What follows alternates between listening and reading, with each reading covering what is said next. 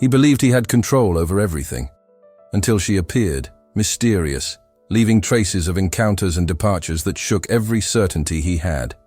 Between secrets, challenges, and a subtle game of approach, a romance was born that tested limits and broke down barriers. A story of desire, courage, and surrender. Get ready to be captivated. Subscribe, like, and tell us in the comments where you're watching from.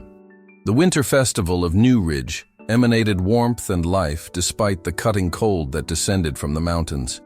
Strategically positioned bonfires illuminated the central square with golden light, while the aroma of cinnamon and mulled wine perfumed the icy air. The laughter and conversations of the crowd created a chaotic symphony that mixed with the notes of the accordion played by a gray-haired gentleman. Henry Matthews observed everything with calculated detachment. At 35, he commanded a financial empire with the same precision with which he adjusted his wristwatch, a gesture he repeated now, while his eyes scanned the crowd without really seeing anyone. It wasn't his intention to be there. Popular festivals weren't part of his meticulously planned routine, but his assistant's insistence about creating roots in the community had been stronger than his resistance. That's when time seemed to decelerate. Among colorful scarves and heavy coats, she emerged like a vision. Chestnut hair pulled back in an unpretentious bun, some loose strands framing a face with delicate features and lips slightly curved in an enigmatic half-smile. Her eyes, an intense honey tone, met his for a second longer than normal. A second that was enough for Henry to feel something unusual in his chest, as if he recognized someone he had never seen before. He, who commanded hundreds of employees and negotiated millions without hesitation, suddenly felt disarmed. His body reacted before his mind processed. He began walking toward her, weaving through dancing couples and animated conversation groups. "Excuse me," he said when he finally managed to approach. "I couldn't help but notice that I'm alone at a party where everyone seems to be in groups," she completed, with a melodious voice that perfectly matched her image. "I'm Helena, and you must be the famous businessman who bought the Morrison mansion." Henry felt a wave of surprise. He had made a point of maintaining discretion about his arrival in the city, about his intentions to establish an operations base in the mountain region, away from major centers. How did she know? "Henry Matthews," he introduced himself, extending his hand. "And yes, I'm guilty of acquiring that abandoned property." "Abandoned?" Helena raised an eyebrow while accepting the greeting. Her hand was surprisingly warm on that cold night. "That house has more stories than all the people in this square combined." There was something in the way she spoke, a mixture of challenge and knowledge, that intrigued him deeply. Before he could formulate a worthy response, the accordionist increased the rhythm of the music, and several couples began dancing a choreography that seemed to be traditional. "I'm sorry, but I promised this dance," said Helena, with a smile that didn't quite reach her eyes. And before Henry could react, she was already being led to the center of the square by a gray-haired man he didn't recognize. Henry stood still, watching her move away with a strange sensation of loss, as if something valuable had slipped through his fingers before he could even understand its worth. He saw Helena dance with lightness, laughing as if there were no tomorrow, as if that moment were all that mattered in the world. And for a fleeting instant, he wished he had that same capacity. "I see you've met our Helena," said a voice beside him, pulling him from his thoughts. It was John Parker, his personal assistant, and only link to the local community. "Who is she?" asked Henry, trying to sound casual but failing miserably. "Helena Whitmore. She works with sustainable tourism and community development. Knows every stone and every story in this region." John Parker paused, observing his boss's reaction with interest. "And, from what they say, she has a special talent for appearing and disappearing when least expected." Henry looked back at the improvised dance floor, but Helena was no longer there. His eyes searched the crowd in vain. How could someone simply vanish in a relatively small square? "Come," said John Parker. "Let me introduce you to some important people in the city. After all, that's why we came, isn't it?" Henry nodded mechanically, but his mind remained trapped in the image of that woman and the strange feeling of familiarity she had awakened. The following morning brought a clear sky and the crystalline cold typical of the mountainous region. Henry woke earlier than usual, an indescribable restlessness disturbing his methodical sleep. After a solitary run through the extensive gardens of his new property, he decided to visit the weekly market that took place in the central square, something he would normally delegate to his staff. The New Ridge Market was famous in the region for its organic products and local crafts. Colorful stalls displayed seasonal fruits, artisanal breads, family-produced cheeses, and an impressive variety of homemade sweets. The aroma of freshly brewed coffee lingered in the air, mixing with the smell of bread coming out of the oven. That's when he saw her again. Helena was at a wildflower stand, chatting animatedly with an elderly lady who arranged delicate bouquets. She wore a simple cotton dress under a thick wool coat, and her hair was loose today, falling in soft waves to the middle of her back. The morning light gave her skin a golden glow that made her even more ethereal than the night before. Henry hesitated. He wasn't used to feeling insecure or losing control of a situation. In his professional life, every step was meticulously planned, every interaction carefully calculated to achieve specific objectives. But here, before this woman he barely knew, all his strategy manuals seemed useless. Before he could decide whether to approach or not, Helena lifted her eyes and saw him. For a fleeting moment, something like surprise crossed her face, but soon gave way to a warm smile, different from the enigmatic half-smile of the night before. "The early rising businessman," she commented when he finally approached. "I didn't imagine I'd see you at a local market." "I've been trying to get to know the city better," he replied, feeling strangely transparent under that honey-colored gaze. "Especially the local products. I'm considering some investments in the region." "Ah, always business," Helena smiled, selecting some flowers from the arrangement. "But New Ridge isn't a place you understand through spreadsheets and projections, Mr. Matthews. It's a place you feel." There was an implicit challenge in her words, something that provoked him to prove she was wrong about him. "Perhaps you could show me what's not in my spreadsheets then," he suggested, surprising himself with the spontaneity. Helena seemed to consider the proposal for a moment, her face taking on a thoughtful expression that made her even more intriguing. "Perhaps," she finally replied, handing him a small bouquet of wildflowers.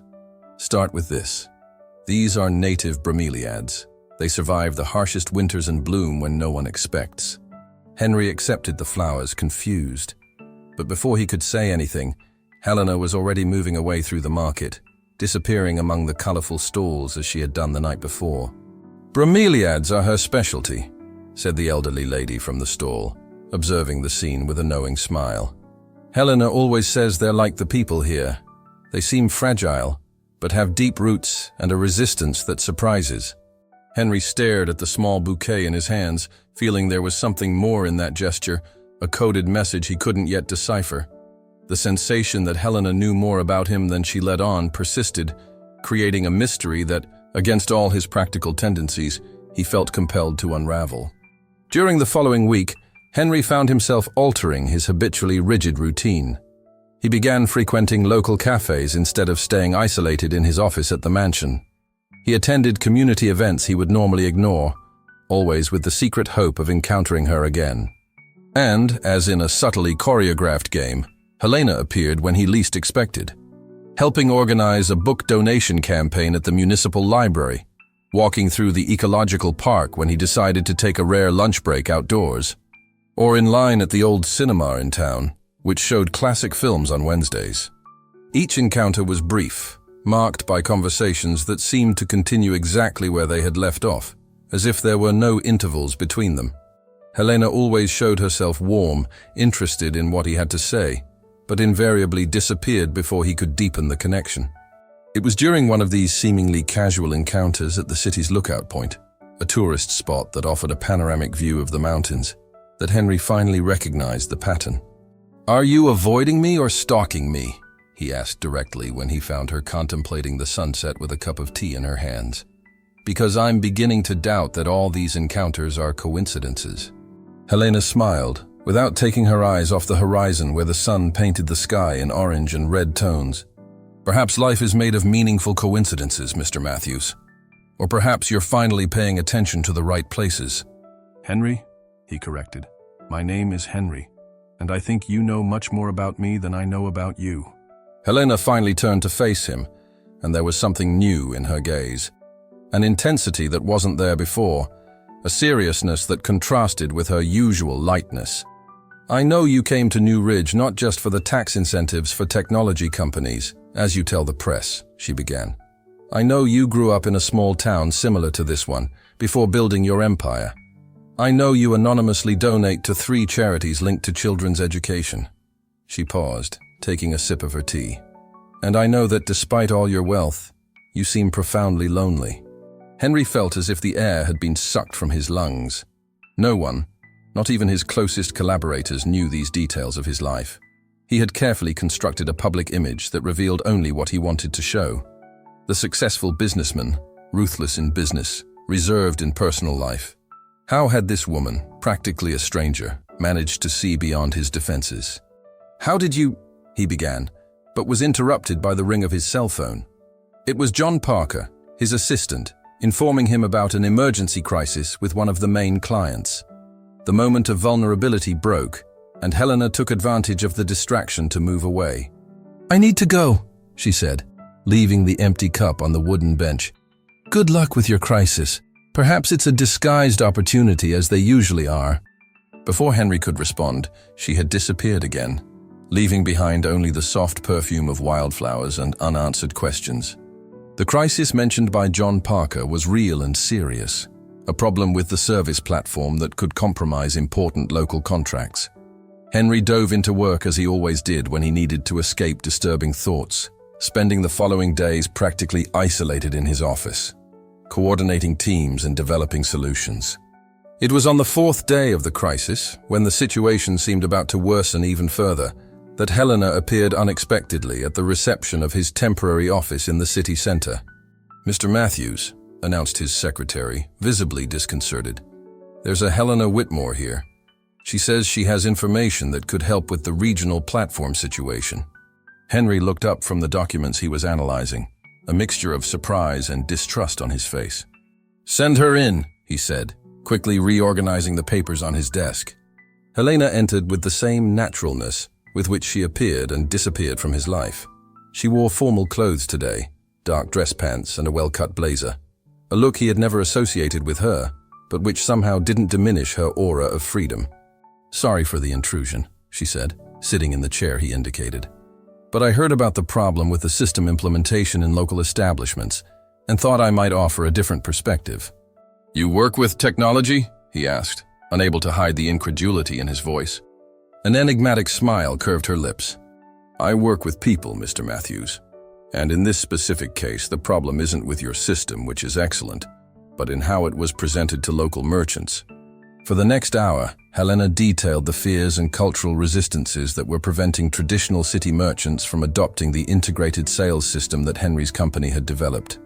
She spoke about the historical distrust regarding technological innovations, about the value those families placed on methods passed down through generations, about how the technical and impersonal approach of Henry's team had created an invisible but powerful barrier. "They're not resisting the technology itself," she concluded. "They're protecting an identity, a way of life. Show how your system preserves this instead of replacing it, and you'll have your solution." Henry listened with growing fascination. Her analysis was brilliant, simple, human, and precisely what was missing from his technicist approach to the problem. It was at that moment that a piece of the puzzle fell into place. "You work in tourism and community development," he said, remembering the information John Parker had provided. "You were the one who organized the committee that evaluated my project before municipal approval." Helena inclined her head slightly in a gesture that confirmed his assumption. "Consider this as part of my job," she replied, standing up. "Ensuring that progress doesn't erase what makes this place special." "Why are you helping me?" asked Henry, also standing. "If we consider our coincidental encounters, you've been quite present for someone who disappears so quickly." For a moment, something vulnerable and honest crossed her gaze, like a curtain briefly pulled aside, revealing an interior different from the facade. But it was just an instant. "Perhaps I'm intrigued by the man who buys historic mansions and anonymously donates to needy children," she replied, heading to the door. "Or perhaps I just like difficult puzzles." With these words, She left, leaving Henry in a state of confusion and fascination that was becoming uncomfortably familiar. However, one thing was certain. Her suggestions were valuable. In less than 3 days, with a completely reformulated approach, the crisis had been not only overcome, but transformed into an opportunity to strengthen ties with the local commercial community. The success, however, brought new restlessness. Helena hadn't appeared since then, not even on the occasions and places where Henry now admitted to himself that he expected to find her. It was as if, having fulfilled some unknown purpose, she had simply exited the scene. It was John Parker who, inadvertently, provided the next clue. "The Spring Festival starts this weekend," he commented, while they reviewed some documents. "It would be a great opportunity to celebrate the success of the system implementation with the merchants." "Spring Festival?" asked Henry, remembering having seen posters around the city. "It's a local tradition. Dance, music, crafts, celebrating the end of winter. Much smaller than the Winter Festival, more intimate." John Parker paused, observing his boss with curiosity. "Helena Whitmore usually coordinates the cultural presentations. I thought you might be interested." Henry maintained a neutral expression, although his heart had accelerated upon hearing her name. "It might be good for the company's image," he replied with feigned casualness. "Arrange our participation." The Spring Festival occupied the central square gardens and adjacent streets. Unlike the Winter Festival, more tourist-oriented, this seemed to be a truly local celebration, with presentations from schools, regional cultural groups, and many family activities. Henry walked among the colorful booths, greeting merchants who now recognized him and even treated him with a certain camaraderie after the successful system implementation. Internally, however, his eyes searched for only one person. He finally found her on the small stage set up near the bandstand, coordinating a folk dance group made up of teenagers. Helena moved with energy and purpose, giving instructions, adjusting positions, reassuring the visibly nervous young people. Henry observed her from a distance, appreciating how she seemed completely in her element, connected, present, radiating a quiet confidence that inspired those around her. It was a different facet of the mysterious woman who appeared and disappeared from his life, and somehow made her even more fascinating. The presentation began, and Henry joined the audience watching. The dances represented the traditions of the immigrants who had founded the city decades ago, a vibrant mixture of European cultures adapted to Brazilian reality. It was beautiful, authentic, and clearly important to the community, judging by the emotional expressions of the older spectators. When the presentation ended, under enthusiastic applause, Henry waited for the crowd to disperse before approaching. Helena was congratulating the young dancers, distributing hugs and words of encouragement, her face illuminated by a genuine smile that made her seem younger and more carefree. That's when Henry saw something that made his heart contract painfully. A tall man with an athletic appearance and confident smile approached Helena from behind, embracing her around the waist. She turned, surprised, but her face immediately opened in a luminous smile upon recognizing him. The two chatted animatedly for a few moments before the man led her to the area where a group was beginning to play traditional music. Henry watched, motionless, while Helena and the stranger joined other couples in a joyful and intimate dance. She laughed openly, her hair swaying freely as she spun in her partner's arms. There was a familiarity between them that suggested more than friendship.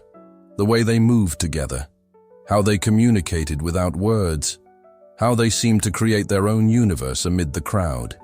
An unknown and unpleasant sensation spread through Henry's chest, a toxic mixture of jealousy, disappointment, and something close to betrayal. Although he rationally knew he had no right to such a feeling, Helena owed him nothing. They had made no promises, had not defined whatever existed between them. "That's Robert," said a voice beside him, making him turn abruptly. It was the elderly lady from the flower stand, the same one who had been talking with Helena at the market when he found her for the second time. She observed the dancing couple with a thoughtful expression. "They've known each other for a long time," continued the lady, as if she felt she owed Henry an explanation. "They grew up together, dated as teenagers. He left to study medicine abroad. He returned a few months ago." Henry nodded stiffly, not trusting his voice to respond. He wanted to leave there, escape that vision that inexplicably hurt him, but his feet seemed glued to the ground.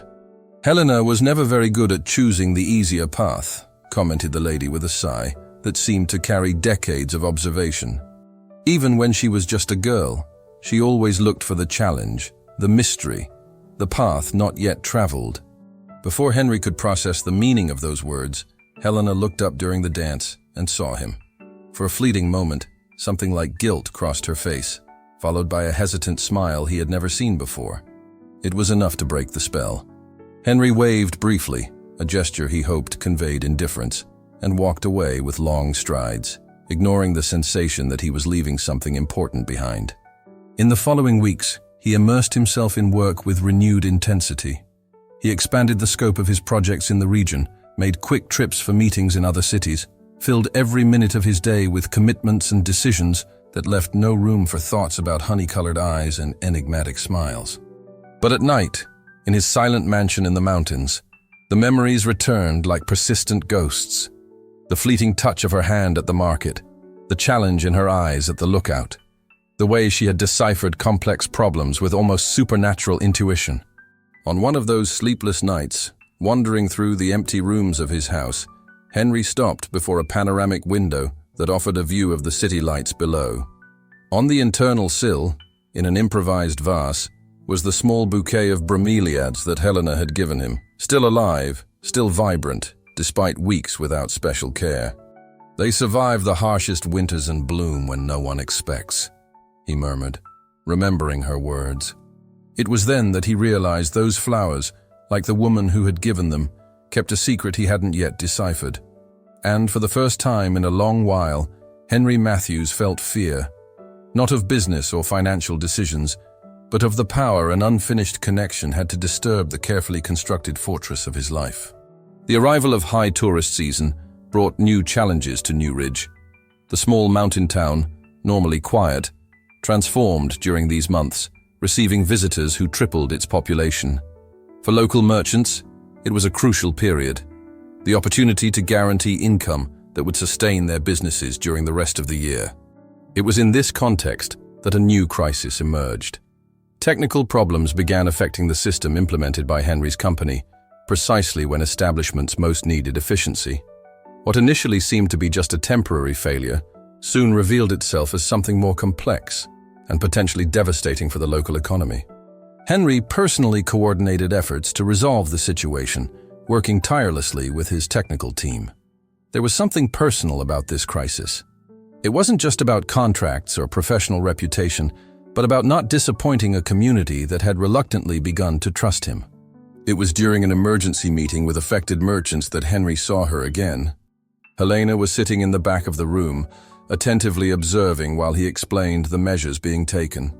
She wore formal clothes again, a simple dress in earth tones, hair pulled back in a low ponytail. Her eyes met his for a brief moment, and Henry felt that already familiar disturbance in his interior. After the meeting, while talking with some anxious merchants, he noticed she had disappeared. The frustration of another fleeting encounter was quickly replaced by the surprise of finding her waiting by his car in the parking lot. "You have a bigger problem than technical failures," she said without preamble when he approached. "Someone is deliberately sabotaging the system." Henry frowned, the statement catching him completely off guard. "What are you talking about? How would you know that?" "Because I know this community better than you," replied Helena, crossing her arms. "And because I have sources you don't have." There was an urgency in her voice that Henry had never heard before. The usual Helena, enigmatic, slightly provocative, had given way to someone more direct and concerned. "Get in the car," he said, opening the passenger door. "We need to talk." To his surprise, she accepted without hesitation. During the drive to a discreet cafe on the outskirts of town, Helena explained her theory. A group of external investors, interested in acquiring commercial properties in the historic center, was exploiting vulnerabilities in the system to create distrust and harm local businesses, eventually forcing sales at below-market values. "How did you discover this?" asked Henry when they finally sat at a secluded table in the cafe. Helena hesitated, stirring the spoon in her teacup. "I work for the Economic Development Department," she finally admitted. My department monitors external investments and their impacts on the local community. We intercepted some suspicious communications. Henry observed her with renewed intensity. With each encounter, Helena revealed a new layer of herself, each more intriguing than the last. The apparent coincidence of their encounters, her knowledge about him, her abilities to appear precisely when needed. Everything was beginning to form a pattern he could no longer ignore. "You investigated me," he said, not as an accusation, but as a statement. "From the beginning, our dance of encounters and misencounters. It wasn't accidental." Helena sustained his gaze without wavering, something new in her expression, a mix of challenge and vulnerability. "When we learned that a businessman of your caliber was establishing himself here, we needed to understand your intentions," she confirmed. "New Ridge has already seen many wealthy outsiders arrive with promises of progress and leave behind only destruction." "So what was it? An elaborate game to evaluate me?" Henry's voice had a touch of bitterness he couldn't hide. "It started as work," Helena admitted with surprising sincerity. "But it became complicated." The silence that followed was charged with unresolved tensions. Henry felt betrayed and at the same time fascinated, as if he were finally seeing beyond the fog that always seemed to envelop Helena. "Let me help with the current crisis," she said finally. "After that, if you want, you'll never have to see me again." There was something in her tone, a note of resignation, perhaps even sadness, that made Henry's initial anger dissipate. He nodded slowly, recognizing that despite everything, he still trusted her judgment. The following days were a roller coaster of emotions and challenges. Working together, Henry and Helena formed a surprisingly effective partnership. While he led the technical part, she navigated the complex community relations, identifying allies, neutralizing resistance, and building bridges he could never have managed alone. The proximity forced by this collaboration created moments of tension and connection in equal measure. There were instances of perfect synchronization when they completed each other's thoughts or simultaneously arrived at the same conclusions. And there were moments charged with unspoken electricity. Glances that lasted a second longer than necessary. Fingers that accidentally touched while analyzing documents. Shared silences that said more than words. On one of those nights of intense work, when it was already past midnight, and the improvised meeting room in Henry's mansion was covered with papers, spreadsheets, and empty coffee cups, Helena finally addressed the elephant in the room. "About Robert," she said suddenly while organizing some notes. "It's not what you think." Henry, who was analyzing codes on his laptop, looked up with a carefully neutral expression.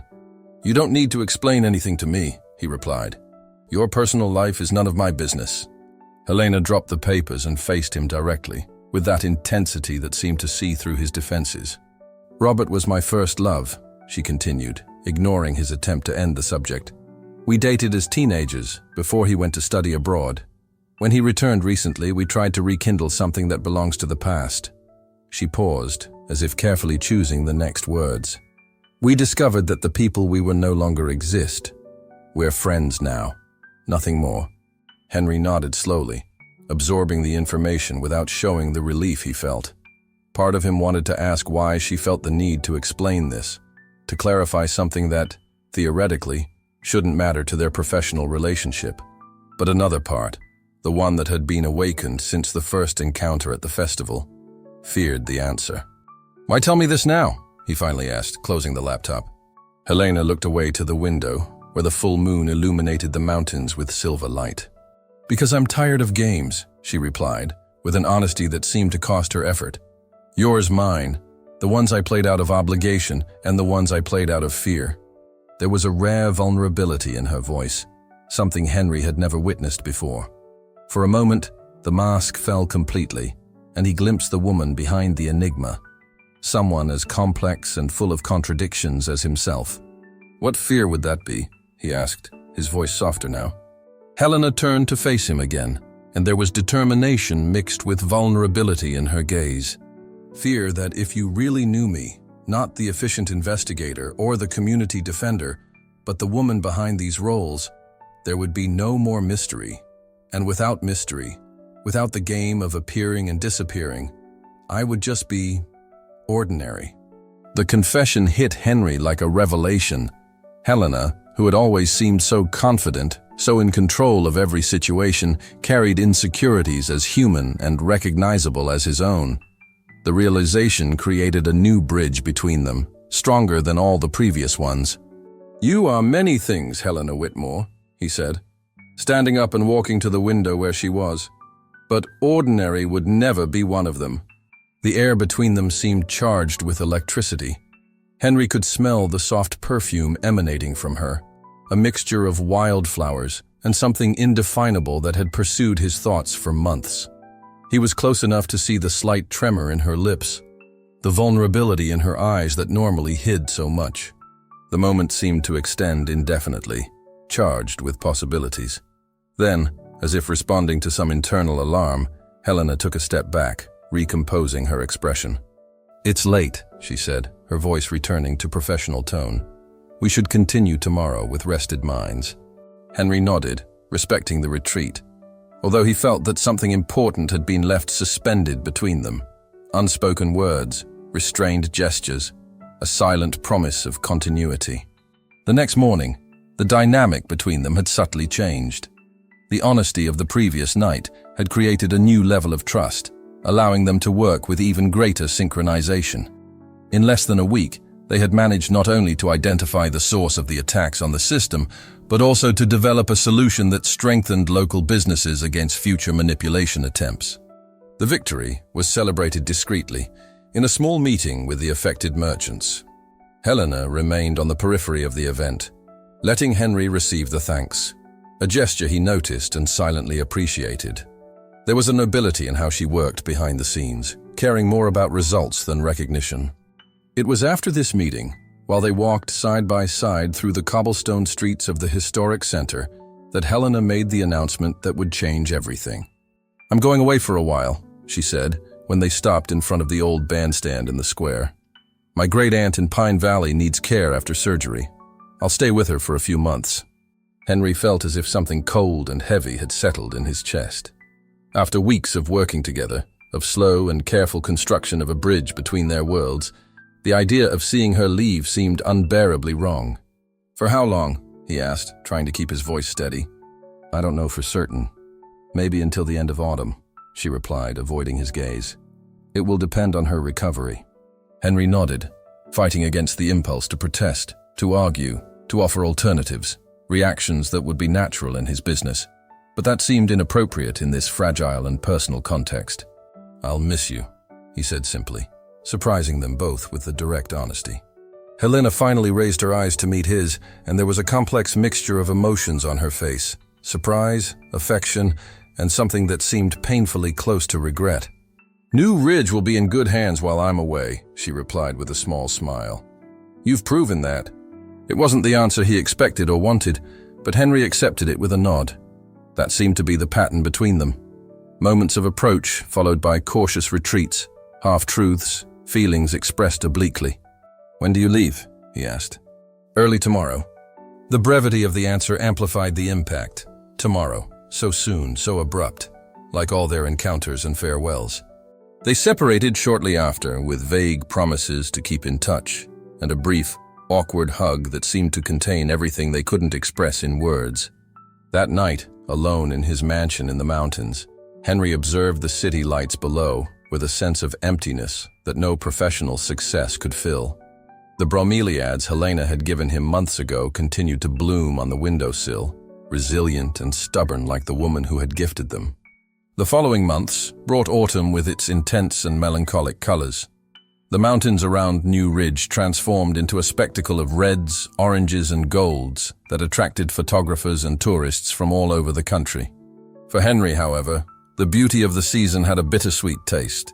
In Helena's absence, he plunged even deeper into business and, surprisingly, into the community.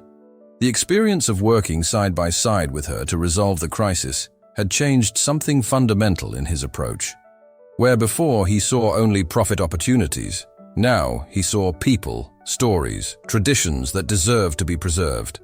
He began participating more actively in community meetings, offering his company's structure for social projects, opening the doors of his mansion for charity events. He discovered, to his own surprise, that there was a different satisfaction in this type of engagement, something that money and power had never provided. It was during one of these events, an organic products fair held in the gardens of his property, that he heard her name again. "Helena never left the city," said a voice behind him, making him turn abruptly.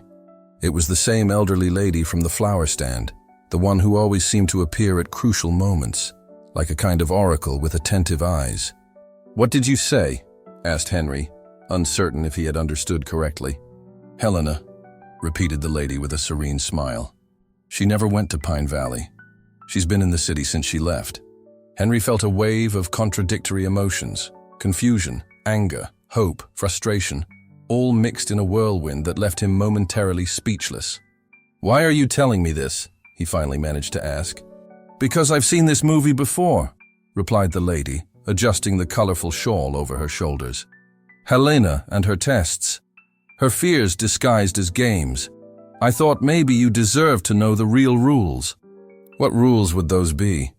Henry's voice came out rougher than he intended. "She's waiting," said the lady simply. "Waiting to see if you want her for what she really is, and not for the mystery she created." The revelation fell on Henry like ice water, awakening him from a torpor he didn't even know he was feeling. The puzzle pieces began to fit together. The apparently casual encounters, the game of appearing and disappearing, the way she always seemed to know more about him than she revealed. They weren't just tactics of an investigator doing her job, but a deeper and more personal pattern. "Where can I find her?" he asked, his decision already made. The lady smiled as if approving his reaction. "Where it all began," she replied enigmatically, before walking away to admire the bromeliads that now grew abundantly in the mansion's gardens, all descendants of that small initial bouquet. Henry knew exactly what she meant. The winter festival was in full preparation when Henry arrived at the central square.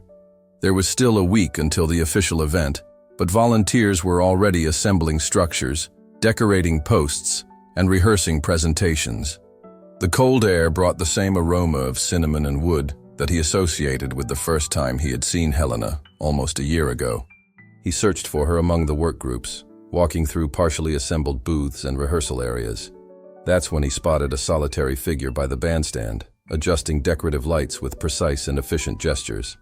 Helena wore a thick red coat that stood out against the pastel-toned scenery of the square. Her hair was loose today, swaying slightly with the cold afternoon breeze. There was something different about her, a serenity, a more rooted presence that contrasted with the elusive figure he had known. Henry approached slowly, giving her time to notice his presence. When they were finally face to face, separated by only a few steps, time seemed to decelerate again, like that first encounter, like all the significant moments they had shared since then. "Your aunt recovered quickly," he said without preamble.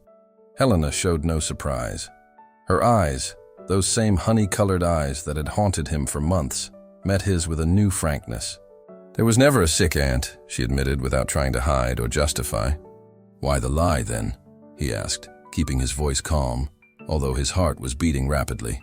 Helena looked away to the distant mountains, as if seeking courage in the familiar landscape. "Because I needed to know," she finally replied. "Know what?"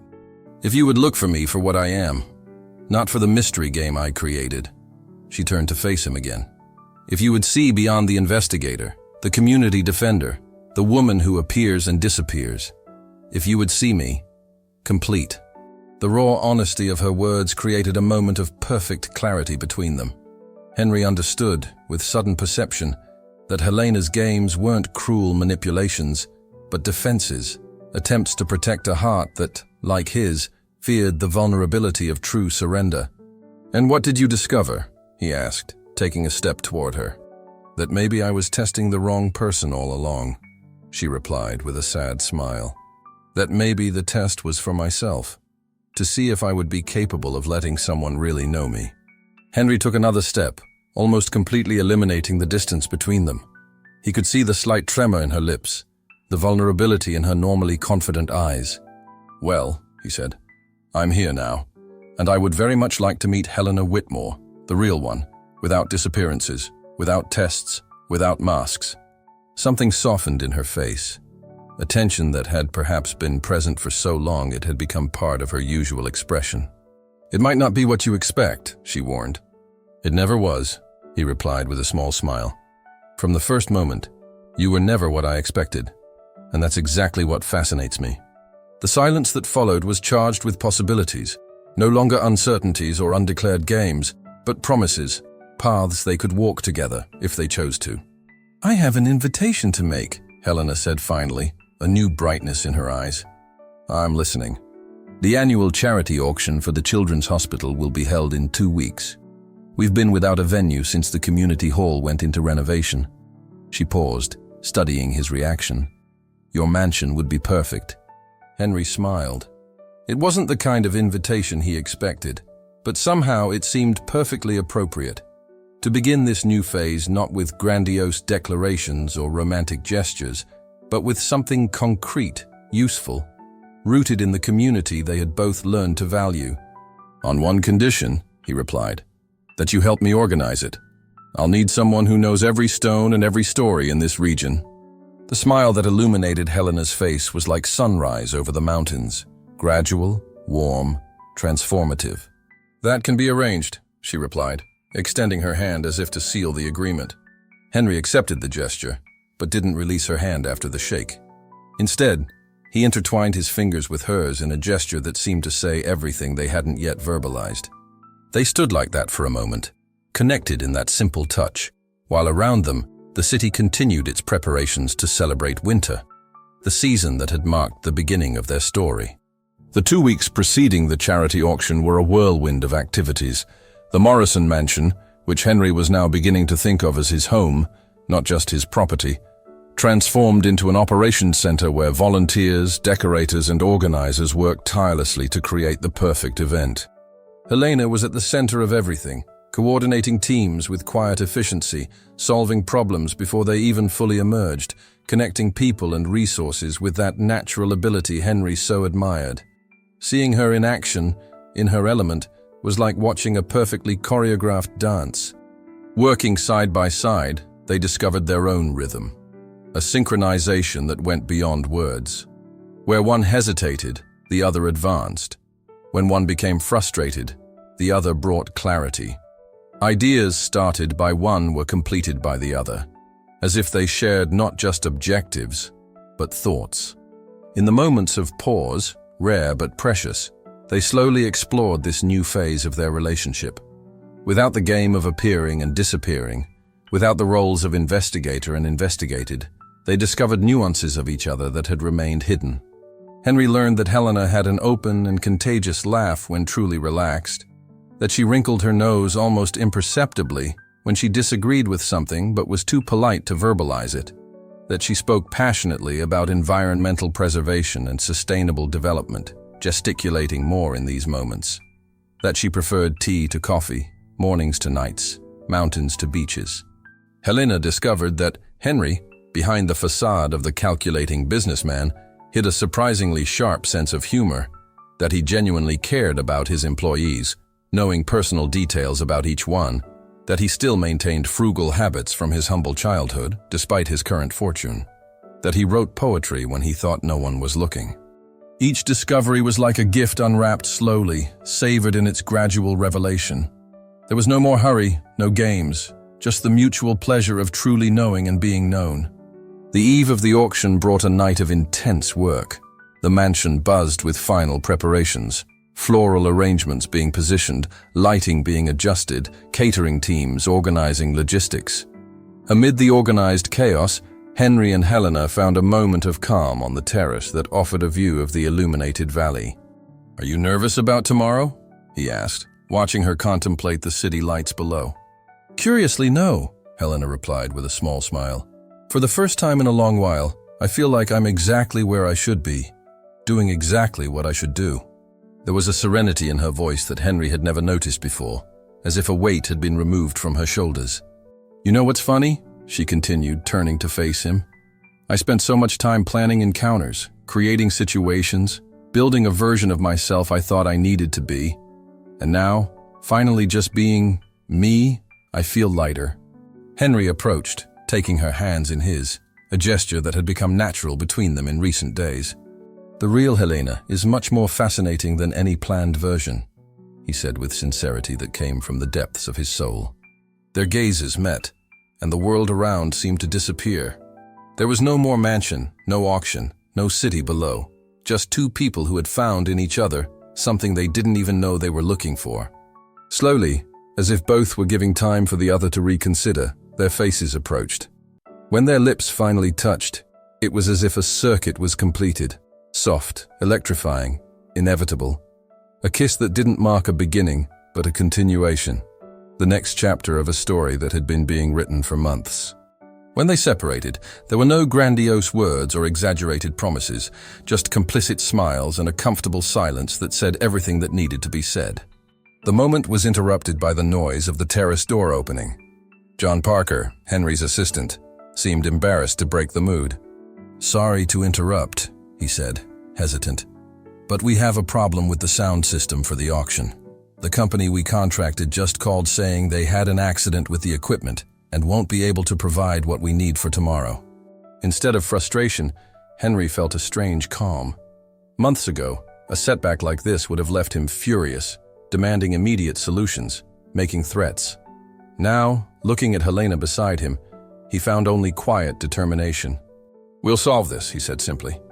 The following hours were a perfect demonstration of how well they worked together. While Henry activated contacts in neighboring cities, Helena mobilized a local support network. By midnight, they had not just one, but two alternative solutions to the problem. One kindly offered by a music studio in the city that Helena knew. Another provided by a supplier from a nearby town who owed favors to Henry. "See," said Helena when they finally concluded the alternative arrangements. "We're better together. My local network, your external contacts, an unbeatable combination."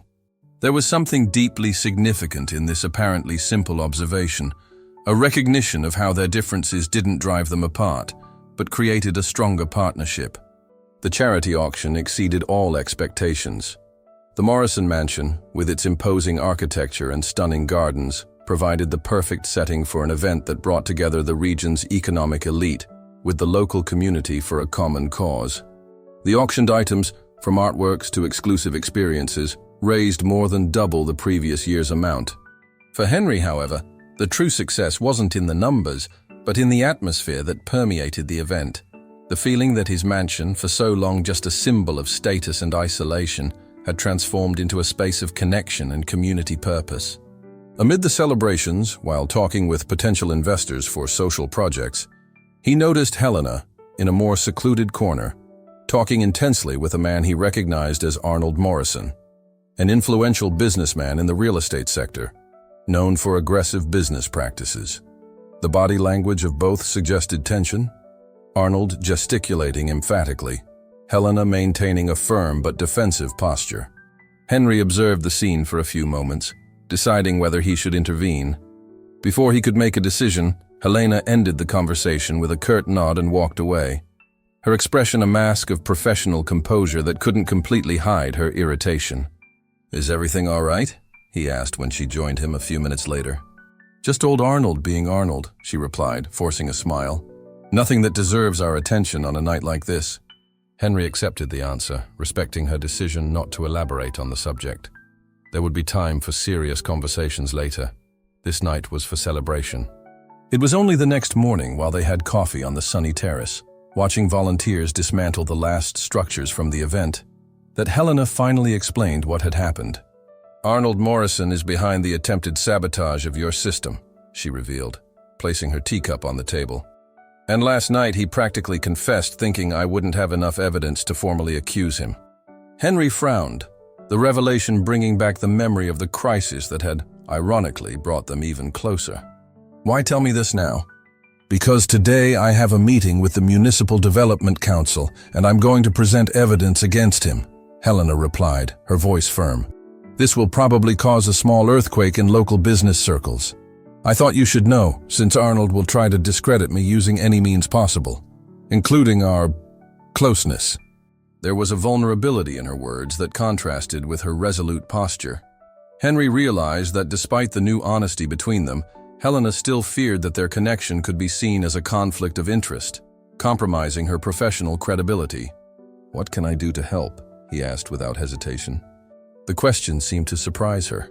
For an instant, something like relief crossed her face, as if she had expected a different reaction, perhaps caution, perhaps prudent distancing. "Your presence at the meeting would give weight to the accusations," she replied after a moment. "But that would mean positioning yourself publicly against one of the region's most powerful businessmen. It could complicate your own projects." Henry smiled, extending his hand to touch hers on the table. "Helena, if I've learned anything in these months, it's that no commercial success is worth it if built on practices that harm the community." He paused, gently squeezing her fingers. "I'll be there." The council meeting was tense and revealing. With the objectivity of someone who knows the intricacies of local politics deeply, Helena presented meticulously collected evidence about Arnold Morrison's scheme to destabilize businesses in the historic center, aiming for predatory acquisitions. Henry's testimony, confirming technical details of the system sabotage, provided additional credibility that would be difficult to ignore. Arnold, as expected, reacted with accusations of conspiracy and insinuations about the personal relationship between Helena and Henry, desperate attempts to divert attention from the concrete evidence presented against him. In the end, the council voted unanimously to open a formal investigation and temporarily freeze Arnold's real estate projects in the historic area, a significant victory, although only the first step in a process that would probably be long and exhausting.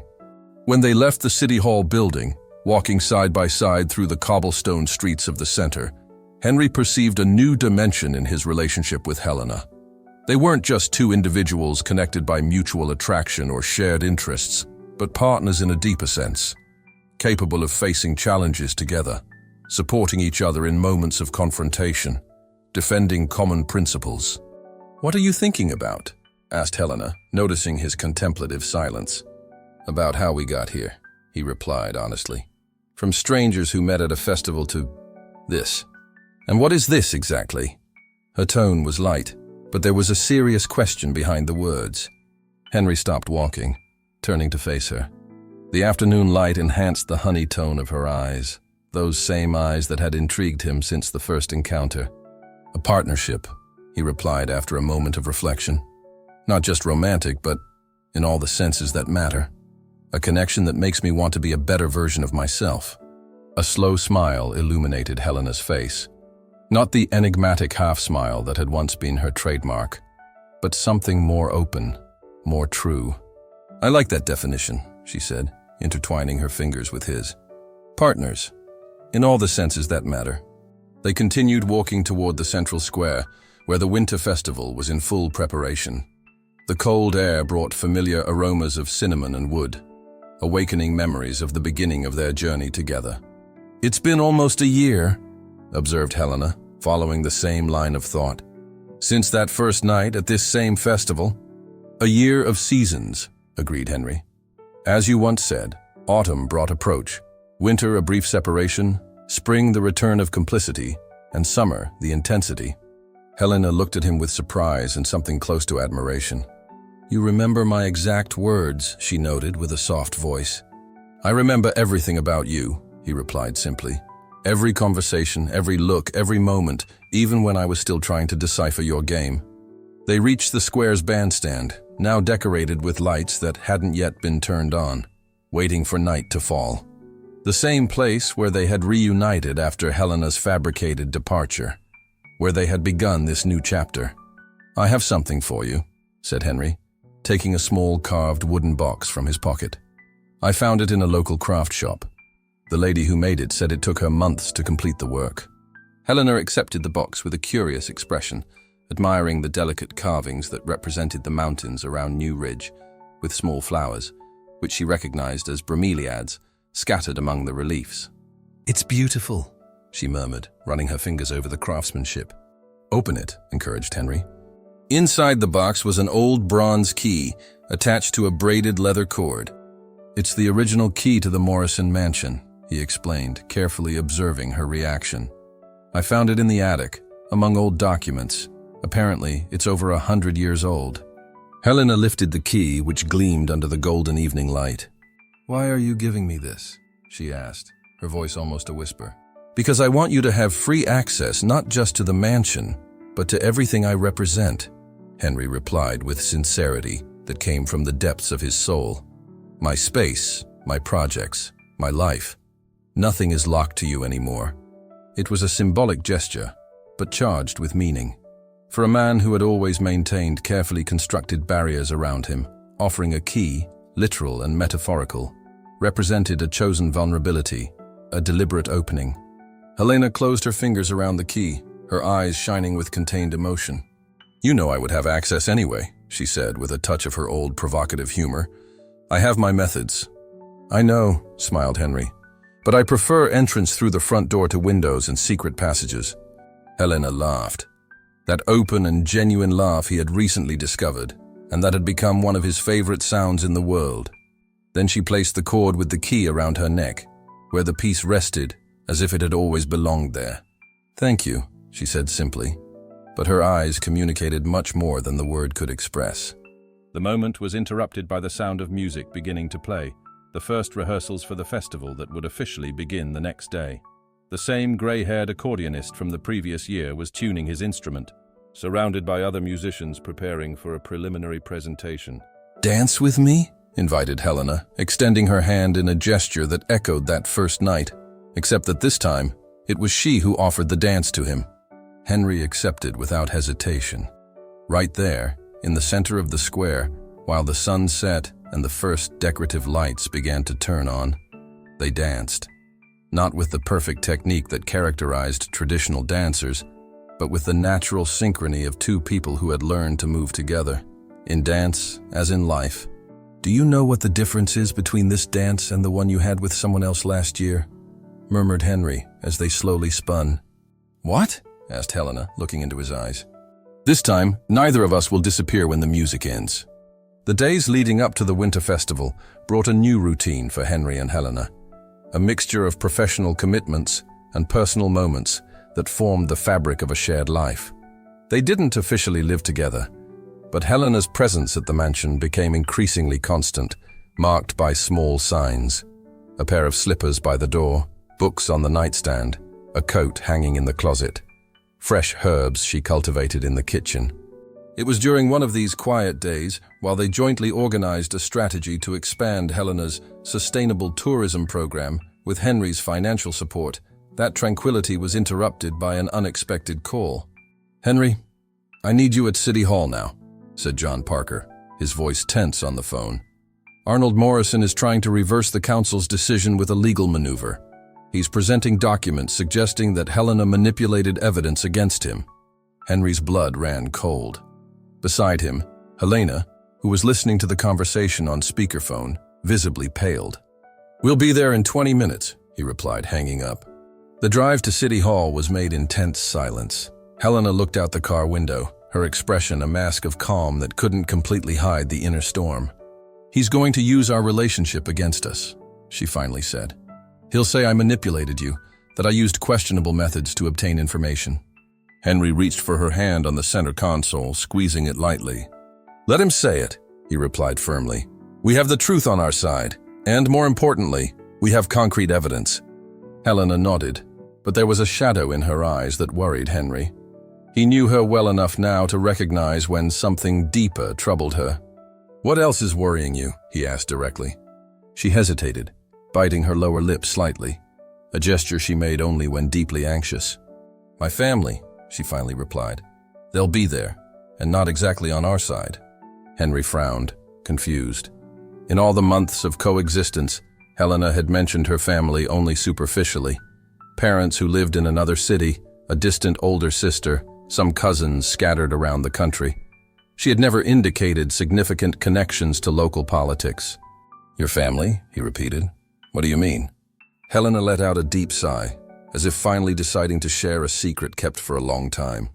"My full surname is Helena Whitmore Morrison," she revealed, facing him directly. "The mansion you bought belonged to my family for generations, before financial problems forced me." The revelation hit Henry like lightning. Suddenly, so many things made sense. The intimate knowledge she had about the property, the comment about the house having more stories than all the people in this square combined, the emotional connection she seemed to have with specific places in the mansion. "Why didn't you ever tell me?" he asked, struggling to process the information. "At first, because it was part of my investigation about you," she admitted with painful honesty. "Later, out of shame perhaps, or fear that you would think I had some interest in the property." Henry tried to absorb the impact of this new revelation. Part of him felt betrayed by yet another secret kept for so long. Another part understood the emotional complexities such a revelation involved. "Your family supports Arnold Morrison," he concluded, connecting the pieces. Helena nodded gravely. "My uncle Richard, my father's brother, is his partner in new developments. He was the one who negotiated the mansion's sale when my parents could no longer maintain it." She paused, her voice becoming lower. "And he never forgave me for choosing the preservation side instead of real estate profits." Henry began to understand the dimension of the conflict they faced. It wasn't just a commercial or political dispute, but something rooted in family histories, in divided loyalties, in choices that had separated people who should be united. "Why didn't you give up?" he asked, genuinely curious. "It would have been easier to follow your family's path. Let Arnold and your uncle do what they wanted with the historic center." A sad smile curved Helena's lips. "Because some things are worth more than blood ties or personal comfort," she replied. "This city, its traditions, its sustainable future, they're bigger than me or my family." There was a nobility in that answer that touched Henry deeply. In his life dedicated to business, he had rarely encountered people willing to sacrifice personal interests for greater principles. "We'll face this together," he said, parking the car near City Hall. "Your family, Arnold, whoever it is."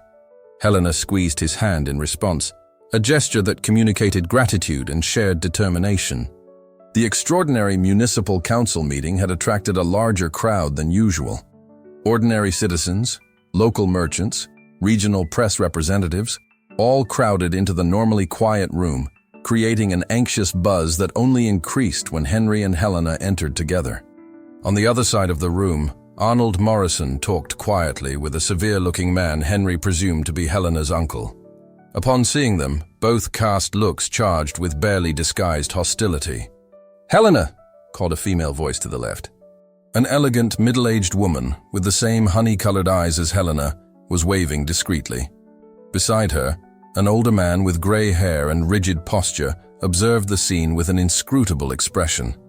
"My parents," murmured Helena, guiding Henry to them. "They came from the capital especially for this." The introductions were brief and charged with tension. Helena's father, Anthony Morrison, greeted Henry with a firm but distant handshake. The mother, Beatrice, showed herself warmer, although her eyes betrayed concern. "Helena told us about you two," said Beatrice with a hesitant smile. "It's good to finally meet you, Henry." "I hope under better circumstances next time," he replied, trying to ease the tension. Anthony Morrison cleared his throat, his gaze alternating between his daughter and Henry. "You're determined to go through with this, then?" he asked Helena directly. "Even knowing what it means for the family?" "Dad," she replied with a calm Henry admired. "What it means for the family is that at least one Morrison still cares about the true legacy. Not properties or money, but values." Before the father could respond, the meeting was called to order. Everyone took their places, and the formal confrontation began. As predicted, Arnold Morrison presented an aggressive argument, accusing Helena of using her position in the Economic Development Department for personal persecution. His lawyer displayed supposedly compromising documents, manipulated emails, reports edited out of context, questionable third-party testimonies.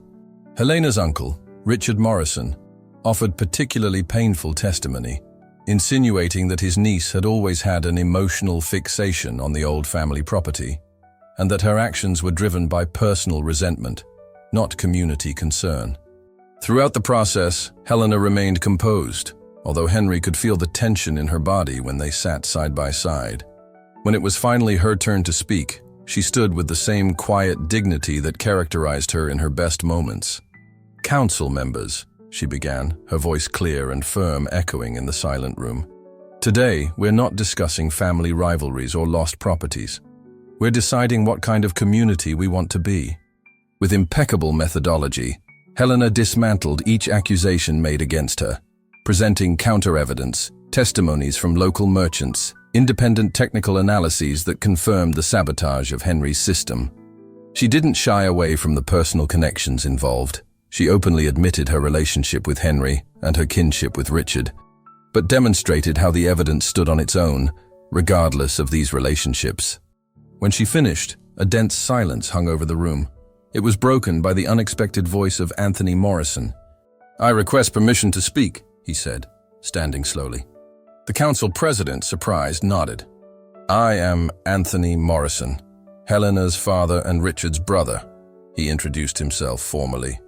"And I come here today not to defend family interests, but to testify about character." Helena looked at her father with evident surprise, while Richard straightened in his chair, visibly tense. "My daughter," continued Anthony, "since childhood has demonstrated a sense of justice that frequently exasperated me as a father, but that I always admired as a man. When we sold the family mansion, a decision for which I take full responsibility, Helena was the only one who opposed it, not out of material attachment, but because she understood the historical significance of that property for the community." He paused, his gaze sweeping the room before resting on Richard and Arnold. "If she says there's evidence of manipulation and predatory practices, I believe her. Not because she's my daughter, but because in 30 years, I've never seen her lie for self-interest or abandon her principles for convenience." The unexpected testimony visibly changed the meeting's climate. What followed was a technical deliberation on the presented evidence, culminating in a vote that maintained and even strengthened the measures against Arnold Morrison, now including a complete audit of all his projects in the region. When they left City Hall, hours later, the sun had already set. The winter festival lights, which would officially begin the next night, gleamed in the nearby square, creating an almost magical atmosphere that contrasted with the tension they had lived through. Helena walked in silence, absorbing the emotional impact of the confrontation and, mainly, her father's unexpected support. Henry respected her space, staying close without pressuring for words. It was she who finally broke the silence when they stopped in front of the illuminated bandstand. "For years I thought my father had chosen the side of money, of practicality," she said, her voice soft in the cold night. "I judged him for selling our history, and today I discovered that all this time, he might have been watching me, learning something from me too." There was a vulnerability in her words that touched Henry deeply. For the first time since he had known her, Helena seemed completely exposed, without mysteries, without games, just a woman reconciling herself with complex family truths. "Sometimes people surprise us," he replied, embracing her shoulders, "when we least expect it." Helena rested her head on his shoulder, allowing herself to be comforted for a moment. "Like you surprised me," she murmured. "The ruthless businessman who became this community's greatest defender." Henry smiled, feeling the weight of the old key she wore around her neck against his chest. "Perhaps we transformed each other," he suggested. They stayed like that for some time, watching the nighttime preparations for the festival, the coming and going of volunteers, the testing of lights and sounds that filled the square with energy and expectation. "Where are your parents staying?" asked Henry when they finally resumed walking. "At the Grand Hotel," Helena replied. "Why?"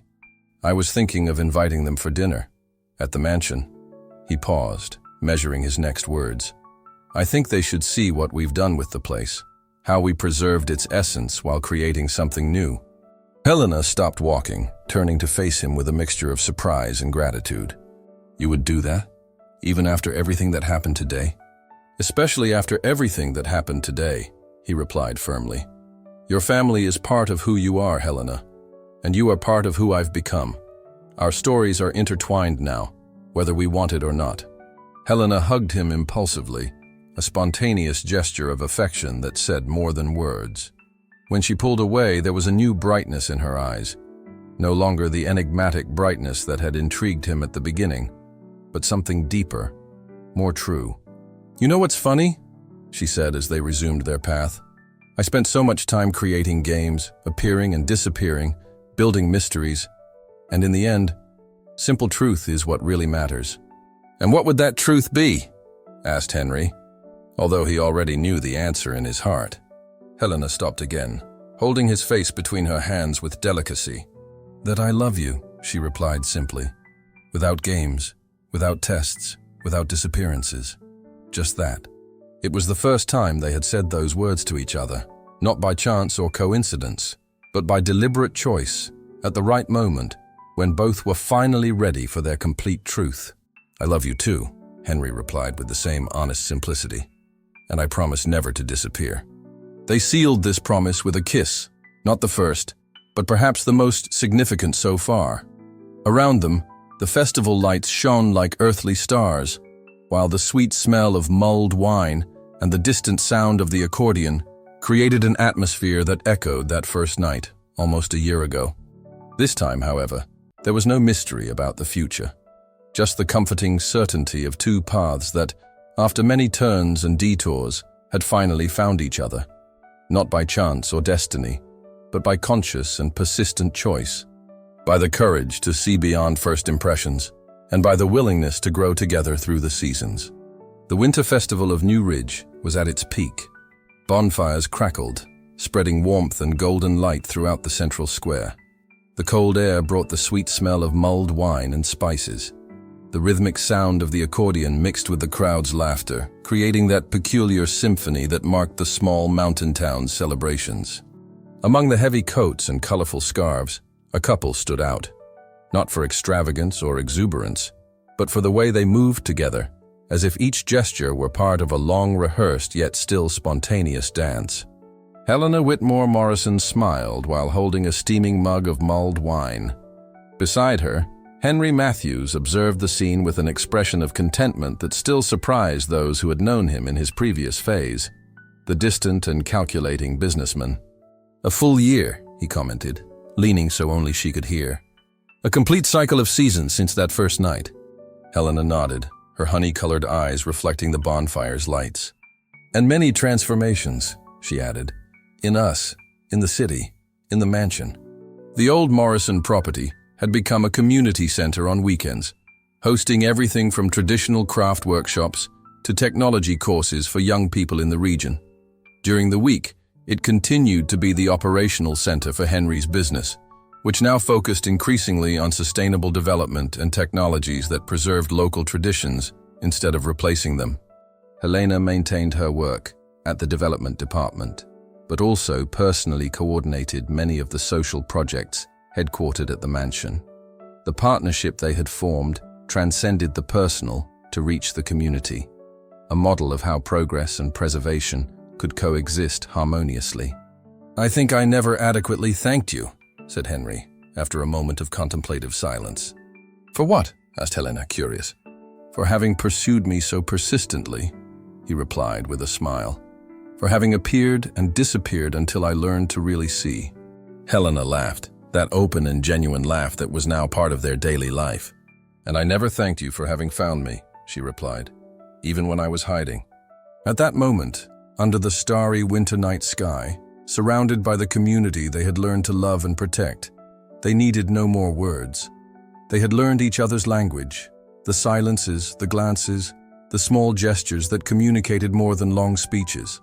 When the music increased and couples began to form for the traditional dance, Helena extended her hand to Henry, the same gesture he had made a year ago, the first time he saw her. "Dance with me?" she invited, her eyes shining with quiet joy. Henry accepted the offered hand, and together they joined the dancers in the center of the square. Their movements were fluid and natural, as if they had danced together their entire lives. For the observers, the local merchants who now prospered with the new system, Helena's parents who had reconciled with the past, the young people who found opportunities in the projects the couple supported, they were the symbol of how different worlds could meet and create something better than the sum of their parts. For Helena and Henry, however, that dance was just another moment in a continuous journey, one that had begun with mystery games and disappearances, but that now was based on constant presence, shared honesty, the daily choice to remain and grow together. As they spun under the festival lights, the old key Helena wore around her neck gleamed like a silent reminder, not of open doors or shared properties, but of hearts that, after many seasons of caution and hesitant approaches, had finally found their way back home. "Thank you for choosing me," murmured Henry when the music briefly diminished. "Thank you for finding me," Helena replied, her eyes reflecting not just the festival lights, but the promise of many seasons yet to come. And so, in the same place where it had all begun, they sealed their commitment again, not with grandiose words or dramatic gestures, but with the profound simplicity of two people who had learned that true love isn't in the games of appearing and disappearing, but in the courage to remain through all of life's seasons. If this story touched your heart, share it. Love deserves to be told.